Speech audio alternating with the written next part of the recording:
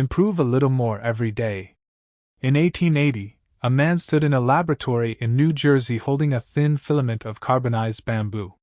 He had tried over 6,000 materials: cotton thread, platinum, coconut fiber, fishing line. Every single one had failed. Most men would have called it a curse. He called it a list of things that don't work, which meant he was getting closer to the one thing that did. He screwed the filament into a glass bulb, sealed the vacuum, and watched it glow. It burned for 13.5 hours. Thomas Edison didn't invent the light bulb in a flash of brilliance. He invented it by failing slowly, for years, in a room nobody was watching. That is the part of the story they don't put in the textbooks. They show you the bulb glowing. They never show you the 6,000 dead ends that came before it. And that omission has quietly ruined how an entire generation of men think about progress. If you are watching this video, there is a good chance you have already convinced yourself that you are behind. Behind on your body. Behind on your career. Behind on the man you were supposed to become by now. You scroll for 10 minutes and watch other men your age who appear to have built everything already: the business, the body, the calm, unshakable presence, and the comparison lands like a verdict. You feel like you started too late, or you're moving too slow, or the gap between where you are and where you should be is too wide to ever close. This feeling has a name. It is the disease of impatience, and it is quietly destroying more potential than laziness ever has. Because laziness, at least, is honest. It does nothing and admits it. Impatience does something. It starts, it tries, it pushes hard for 2 weeks, and then, when the results don't arrive on schedule, it quits and calls the project a failure. Impatience is laziness wearing the mask of ambition. This is Inner Steel, and today we are going to take that mask off. We are going to walk through 10 men who built extraordinary lives, careers, and inner strength through methods so slow, so repetitive, and so unglamorous that if you had watched them in real time, you would have assumed they were failing. Their secret was never speed. Their secret was that they kept showing up after the excitement wore off. Stay until the end, because the final story ties every other story in this video together, and it might be the most important 6 minutes you spend this year. The first man we need to talk about is a Stoic emperor who ruled the most powerful empire on earth, and still believed that almost nothing in his life was happening fast enough. Marcus Aurelius did not wake up one morning as the calm, disciplined philosopher king history remembers. He spent decades, actual decades, writing to himself in the dark, by candlelight, after exhausting days managing wars, plagues, and a crumbling treasury, just to remind himself of principles he already knew and kept failing to live by. Open the Meditations and you will not find a triumphant man recording his victories. You will find a tired man at war with his own impatience. He writes, again and again, in different words, the same plea: do the next right thing, do it now, do it without needing applause for it. He wrote this note to himself not once, but constantly, because he understood something most men never learn, that knowing the right way to live and actually living it are separated by thousands of small, boring repetitions, not by one dramatic moment of clarity. Marcus didn't have a breakthrough at age 40 where he suddenly became wise and never struggled again. He woke up at 50, still annoyed by senators who wasted his time, still frustrated by his own temper, still writing the same reminders to himself that he'd written 10 years earlier. The wisdom didn't replace the struggle. The wisdom was the discipline of returning to the struggle every single day without expecting it to end. He commanded armies on the frozen Danube while managing one of the largest empires in human history, and even then, his private notebook reads less like a man who has arrived and more like a man still climbing, one labored paragraph at a time. If the most powerful man in the ancient world needed to write himself the same reminder 1,000 times to slowly become who he wanted to be, what makes you think you should have mastered your own mind in 30 days? If you're getting something out of this so far, subscribe to Inner Steel. This channel exists for men who are done looking for shortcuts and ready to build something that actually lasts. The second man built an entire personal philosophy out of slowness, and he did it while living through the kind of catastrophic reversal that would have broken most people instantly. Seneca was one of the wealthiest, most influential men in Rome, advisor to an emperor, playwright, philosopher, a man whose letters are still read 2,000 years later. And then it was all stripped from him. He was exiled to Corsica for 8 years on accusations that were likely politically motivated, separated from his family, his status, his entire former life.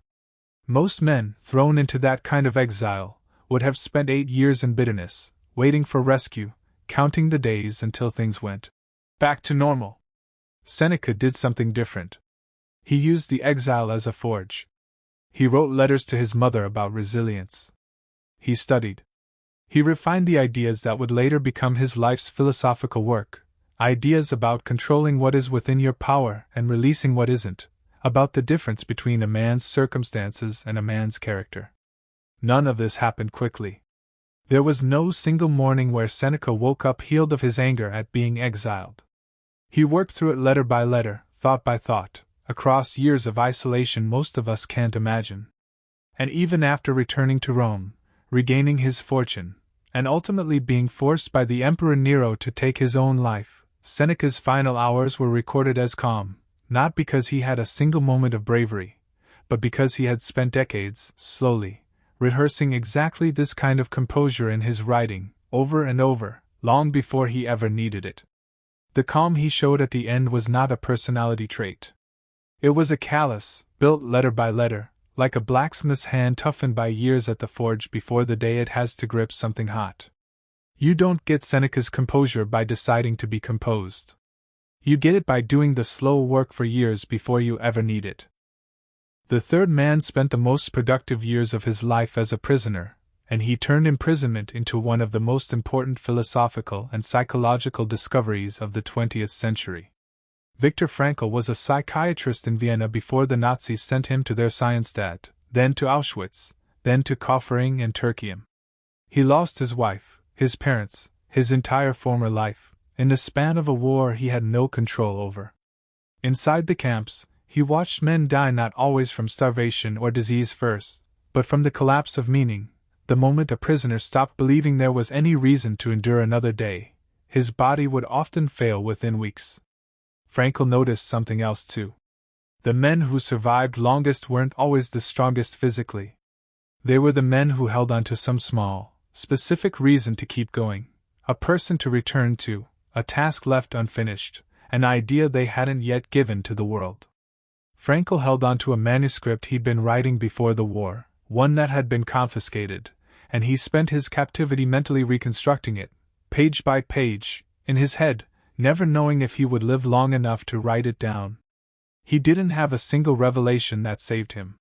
He had thousands of small acts of mental discipline, choosing, one moment at a time, to locate meaning even inside horror, repeated daily across years of suffering. After liberation, he rewrote that manuscript from memory in 9 days, and it became Man's Search for Meaning, a book that has since helped millions of people find reason to endure their own private sufferings. Frankl's core idea wasn't built in 9 days. Those 9 days were just the moment the slow, internal work of years finally became visible to anyone else. Everything you see a man produce in public is just the tip of years of invisible repetition. The fourth man led an expedition that, by every conventional measure, was a complete and total failure, and it became one of the greatest displays of patience and leadership in history anyway. Ernest Shackleton set out in 1914 to cross Antarctica on foot, and his ship, the Endurance, became trapped and eventually crushed by pack ice before his crew ever set foot on the continent. 28 men were stranded on the ice, then on a desolate, freezing island, with no radio, no rescue plan, and no realistic timeline for when, or if, help would ever come. Shackleton did not have the luxury of telling his men, "We'll be saved soon." He didn't know that. What he had was the discipline to manage each day as its own complete unit of survival. Wake up. Keep morale steady. Ration the food. Keep the men working with their hands so their minds didn't spiral. Repeat. He eventually took a small lifeboat with 5 other men across nearly 800 miles of the most violent ocean on Earth, navigating by sextant through hurricane-force swells, to reach a whaling station on South Georgia Island, and then he had to cross an unmapped, glaciated mountain range on foot, with no climbing equipment, to actually reach help. The entire ordeal lasted nearly 2 years. Every single one of his men survived. Not because Shackleton found one brilliant solution that solved everything, but because he treated survival as a series of small, boring, repeated decisions, sustained patiently across hundreds of days when giving up would have been so much easier than continuing. There was no moment where the expedition was suddenly saved. There were just thousands of mornings where Shackleton chose, again, to keep his men moving one more day. The fifth story is about a woman, and we're including her because the trait she embodied, quiet, repeated endurance under pressure most men can't imagine, belongs at the center of any serious conversation about patience. Rosa Parks did not become the face of the Montgomery bus boycott because of a single spontaneous decision on a single bus in 1955, even though that's how the story usually gets told. By the time she refused to give up her seat, she had already spent over a decade as an active member of the NAACP, attending meetings, documenting injustices, building relationships, training quietly for the kind of sustained civil resistance the moment would eventually require. Her refusal on that bus wasn't an isolated spark. It was the visible tip of years of patient, unglamorous organizational work that almost nobody outside the movement ever saw. After her arrest, the boycott that followed lasted 381 days. Not 3 days.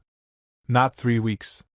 381 days of black residents in Montgomery walking miles to work, organizing carpools, enduring harassment and violence, sustaining an economic protest against a system designed to outlast their resolve. There was no moment of instant victory. There was only the daily, repeated decision, made by thousands of people, to keep walking rather than ride a bus that treated them as less than human. Rosa Parks herself, after the boycott succeeded, lost her job and struggled financially for years afterward. The personal cost of her stand did not resolve quickly just because the broader cause eventually won. Her legacy isn't a single act of courage. It's the proof that one moment of visible defiance only works because of years of invisible patience underneath it. If these stories are landing with you, that's exactly why this channel exists. Subscribe to Inner Steel. We put out content built on real history, not empty motivational noise. The sixth man spent 27 years in prison and emerged not bitter, but more disciplined and more strategically patient than the men who imprisoned him. Nelson Mandela was 36 when he became politically active against apartheid, and he spent the next 2.5 decades of his life behind bars, much of it on Robben Island, doing hard labor in a limestone quarry, permitted one letter every 6 months in the early years, watching the world change without him in it. A lesser man would have let that kind of sentence calcify into pure rage. Mandela used the time differently. He studied his captors' language, Afrikaans, so he could negotiate with them directly later. He built relationships, slowly, even with prison guards, understanding that the version of South Africa he wanted to build after his release would require him to negotiate with the very system that had jailed him. None of this was fast. None of it was satisfying in the moment. He was sometimes mocked by fellow prisoners for being too accommodating, too willing to engage respectfully with guards who treated him as subhuman. But Mandela was playing a longer game than anyone around him understood. When he finally walked out of prison in 1990 at the age of 71, he did not emerge demanding vengeance. He emerged having spent 27 years patiently preparing, internally, for the exact moment he would need to lead a fractured country toward reconciliation instead of civil war. The patience wasn't passive. It was the most active thing he ever did, a quarter-century of disciplined internal preparation for a future he had no guarantee he would live to see. The seventh man spent over 7 years as a prisoner of war, refusing to give his captors anything that resembled cooperation, and he did it through one of the most disciplined applications of mental patience in military history. James Stockdale was a Navy pilot shot down over Vietnam in 1965 and held at the infamous Hanoi Hilton prison camp for 7.5 years, much of it in solitary confinement, enduring torture designed specifically to break senior officers. Stockdale later described the prisoners who didn't survive the experience psychologically as the unbridled optimists, the men who told themselves they'd be home by Christmas, and when Christmas came and went, told themselves Easter, and when Easter came and went, told themselves Thanksgiving, each time investing everything in a fast timeline, and each time having their hopes shattered when the deadline passed. The men who endured, Stockdale observed, held two things simultaneously: an unshakable belief that they would ultimately prevail, combined with a brutally honest acceptance that they had no idea when that would happen and that the present moment would likely be brutal for a very long time. Stockdale himself developed a system of tapping codes to communicate with other prisoners through prison walls, building, letter by letter, an entire secret communication network, not in a day, but across years of patient, repeated, dangerous effort, refining the code, teaching it to new prisoners, maintaining morale across a camp that had every incentive to fall apart. He survived 7.5 years not because he found one trick that made captivity bearable, but because he managed his mind one day at a time, refusing both despair and false hope, for longer than most people will ever be tested in their entire lives. The eighth man turned waking up at 4 a.m. into a worldwide symbol of discipline, but the part people forget is how many years it took before that discipline produced anything anyone outside his unit ever saw. David Goggins spent his early 20s overweight, broke, and working as an exterminator, having failed out of the path he wanted for most of his young adult life. The decision to change didn't produce instant results. He had to lose over 100 pounds in 3 months just to qualify to attempt Navy SEAL training, a process that nearly destroyed his body, that involved daily disciplines so unglamorous and repetitive that nobody filming a highlight reel would have wanted to capture them. He failed Hell Week. Not once, multiple times, across different attempts, year after year, restarting selection from zero each time the injuries piled up too high to continue. Most men, failing the same brutal tests repeatedly, would have eventually accepted that the SEALs simply weren't meant for them. Goggins kept going back. Eventually he did become a Navy SEAL, then went on to complete ultra-endurance events that pushed the human body past what most physicians would consider survivable, and he became one of the most recognizable disciplined athletes alive. But the version of Goggins people know from documentaries and interviews is the output of literal decades of repeated, invisible, 4 a.m. training sessions that nobody was recording. The discipline didn't appear because he had a single transformative realization. It appeared because he kept choosing the hard 4 a.m. session on the 10,000th day, the same as he chose it on the first. The 9th man ran a single mile slightly faster than any human being ever had, and the part of his story that matters most isn't the 4 minutes it took to run it, it's the years that came before. Roger Bannister was the first man to run a mile in under 4 minutes, a barrier that doctors and exercise physiologists at the time genuinely believed was beyond human physiological limits. Some claimed the human heart would fail under the strain. Bannister achieved this on a cold, windy day in Oxford in May of 1954. But that single race, the one moment history remembers, was the product of years of meticulous, unglamorous training he often had to fit around his actual full-time job as a medical student and later a doctor, since running wasn't yet a profession that could support him. He studied his own physiology obsessively, experimented with interval training methods that were unconventional for the era, adjusted his technique in small, almost invisible increments across seasons of competition where he didn't break the record, didn't win the headline race, and simply kept refining. The 4 minutes the world remembers represents the visible tip of years of patient, technical, repetitive work that nobody was watching, work that very easily could have ended in failure if his body had broken down at any point along the way, the same way countless other talented runners' bodies did. Bannister broke the 4-minute barrier not because of one race, but because of thousands of training mornings that quietly built the body and the mind capable of surviving that one race. The 10th and final story belongs to the man with the bamboo filament we opened with, and it's worth returning to him now that you understand the pattern running through every story in this video. Thomas Edison is remembered for the light bulb, but the detail that matters most is how he spoke about the thousands of failures that came before it. When a reporter asked him how it felt to fail 6,000 times, Edison reportedly corrected him. He hadn't failed 6,000 times, he had successfully identified 6,000 materials that didn't work, which meant the field of remaining possibilities had narrowed every single time. This wasn't spin. It was how Edison's mind was actually built. He treated the absence of quick results not as evidence he was on the wrong path, but as data that the right path was simply still ahead, still unmapped, still requiring more patient elimination. He ran an entire laboratory on this principle, the idea that genius wasn't a flash of insight but a willingness to outlast everyone else's tolerance for repeated, boring disappointment.